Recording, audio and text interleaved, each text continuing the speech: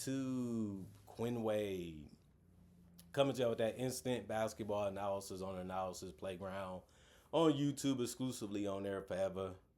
And we're going to talk about how the Boston Celtics got a really, really good challenge from the Charlotte Hornets, and they was able to beat them 113 to 102. They got it done by double figures. Boston does win the season series 2-1 over Charlotte. After winning this game, this was a game that you really wanted to win if you was a Charlotte Hornet fan, because you want to get that 7th spot, because it's a lot better than the 8th, 9th, or 10th spot, because you can avoid the play-in tournament. But they couldn't get it done. The Celtics go to 54 and 25 and 28 and 11 at home. The Hornets go to 43 and 37 and 22 and 18 on the road. Charlotte won the first quarter 31 to 20. That's really good start for them, but they lost the second quarter 35 to 30, the third quarter 35 to 26, and the fourth quarter 23 to 15. Let's talk about the Hornets first. Miles Bridges for them played 32 minutes. He had 13 points. He went 5 of 9 from the field, did a good job of attacking the basket. He tried to hit some threes. They was open. He just couldn't make them in this one. He went 1 of 4 from 3. He finished 2 of 4 from the free throw line. He had 12 rebounds, and he finished with a double-double, which was good. And he also had 4 assists. He kept the ball moving whenever he seen his teammate or they closed out to him or tried to take away his best look when it came to being able to score the basketball. He had 1 turnover, 4 offensive rebounds, 2 personal fouls, and a -4 and plus-minus. Musa got a transition finish. Other than that, he didn't make anything else. He went 1 of 3 from the field and finished with 2 points.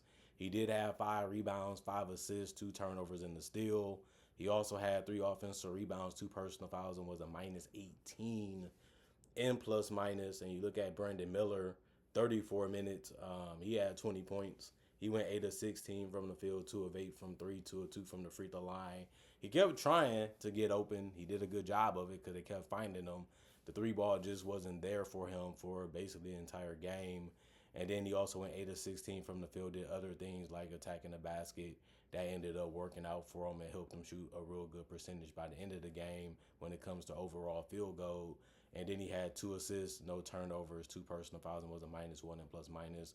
LaMelo was one of those guys where you thought that he'd be able to get it going in the fourth. Never really did, and he still had a big number, which was 36 points. He went 12 of 24 from the field, 6 of 15 from 3, 6 of 6 from the free throw line. He had 5 rebounds and 6 assists. He also had 4 turnovers in the steal, 1 offensive rebound, 4 personal fouls, and was a -1 in plus-minus. So he found out a way to keep his team on top. He found out a way to really keep them aggressive. And then it kind of faded as the game kept going on, as the Celtics adjusted and they started making their shots and they started to apply a little bit more pressure. The Hornets just didn't respond as well as they needed to. Con Knippel played 35 minutes. He had 13 points. He went 5 of 16 from the field, 3 of 8 from 3. Missed a lot of shots in this one. Took some quick ones that didn't really give him the result that he wanted. 5 rebounds, 5 assists, 3 turnovers, 3 offensive rebounds, 2 personal fouls. It was a -18 in plus-minus. Grant Williams ended up having the most points off the bench with 9. He kept finding a way to get open from 3. He went 3 of 7 from 3, finished 3 of 8 from the field. He did have 2 rebounds, 1 turnover, and 2 blocks, 3 personal fouls, and a -13 in plus-minus. He has become a 3-and-D guy. Ryan was able to get some good finishes around the rim, 2 of 2 from the field for 4 points. He only grabbed 3 rebounds, 1 was offensive. He also had no turnovers. He got a block, no personal fouls, and was a +7 in plus-minus. Pat Connaughton played 2 minutes. He ended up missing his only shot, which was a 3. And then he also grabbed a rebound. He had no turnovers, no personal foul, and was a +3 and plus-minus.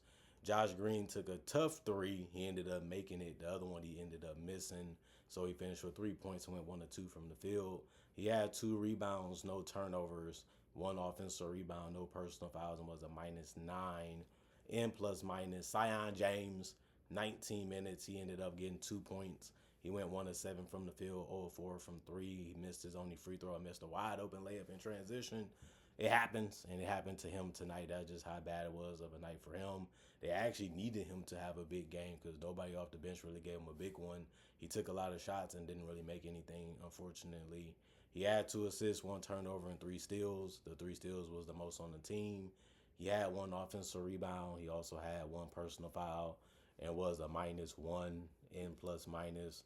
And then you look at that Celtics team. Tatum ended up getting it going. He played 39 minutes. He finished with 23 points. He went 8 of 15 from the field and 3 of 7 from three, 4 of 5 from the free throw line. He looking more and more like himself. It doesn't really seem like he has any doubts. He's just going out there playing basketball now. Let me attack the way I want to attack. Let me shoot what I want to shoot. Let me make sure I'm keeping my teammates involved. Let me crash the glass when I can and play defense the way I know how to. So he's looking more and more like himself.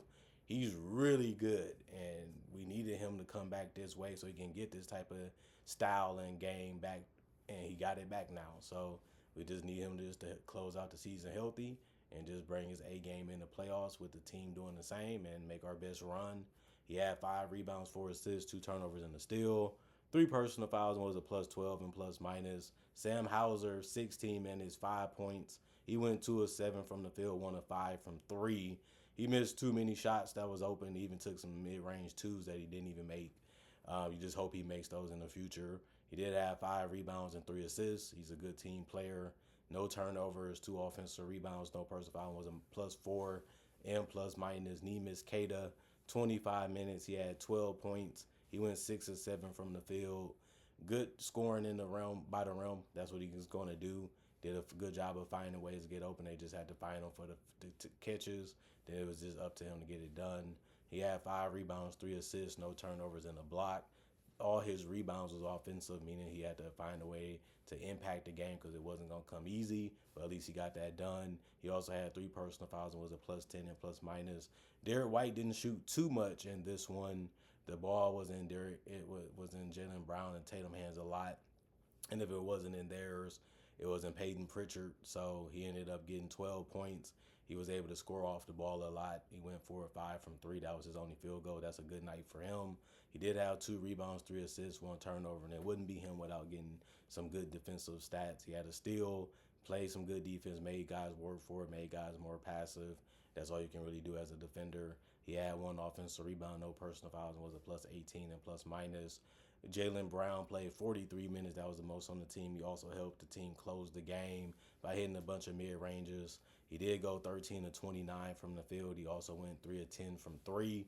Some was forced, some was tough, but he got the green light, and he missed a lot of them, and he missed a lot of mid-ranges too. But comes with the territory of taking a lot of shots. Sometimes they go in, sometimes they don't. You don't really know that until you see it as a miss.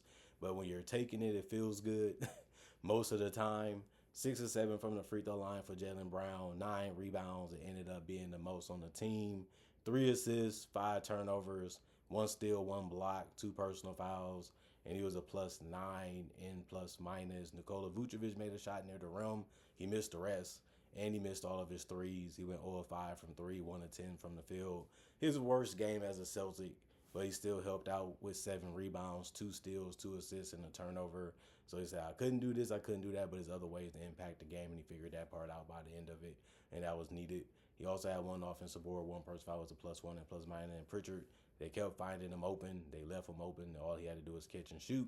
He was able to do that. Went 4 of 8 from the field, 4 of 7 from 3. He had 4 rebounds. He made some good plays after that. You had to like the fact that he was trying to do what he needed to do and be in the right spots when he could. And he got 2 offensive rebounds, 2 turnovers, 2 personal fouls, was a +5 and plus minus.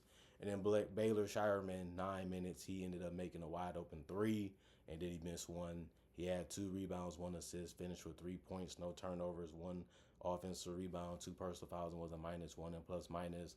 And then Jordan Wash, 18 minutes. He had 9 points. He went 4 of 4 from the field. He made his only 3. The rest of the shots was near the basket. He also grabbed 6 boards. 1 of them was offensive. 1 turnover, 1 steal, no personal fouls, and a -3 in plus minus. And then you look at the comparisons.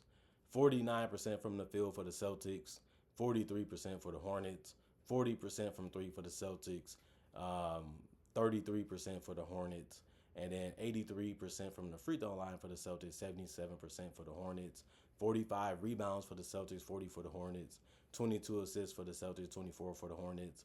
Both teams had 12 turnovers.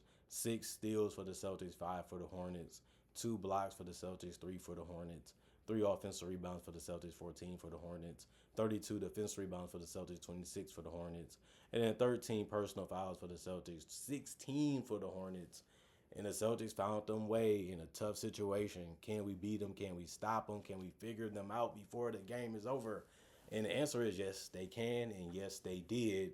Championship DNA, championship will, championship heart is how they ended up getting this one. They dug deep down and brought the best out of themselves. The Hornets kept talking. They kept feeling themselves, as they should, because they was up and they was making some tough shots. They was making some good plays throughout this game. But the Celtics said, wait, it's a 48-minute game. If it doesn't go into overtime, you still got to beat us before the clock and the buzzer goes off. And next thing you know, the Celtics was on top. And the Celtics did similar things and felt similar ways, but they was actually able to close out and win the game. That's something that the Hornets going to have to learn if they want to be a championship team. And they have a lot of good players. They have a lot of good pieces. They fit real well. They play real well. They just couldn't keep their defense and their offense up enough to beat a team like the Celtics. And like I said, the Celtics did win the season series on top of that. Other than that, comment, like, subscribe, share. Hit the notification bell to get the analysis when it first come out. Y'all stay blessed up. Y'all stay good. Peace. And I'll see y'all later today, hopefully with more analysis.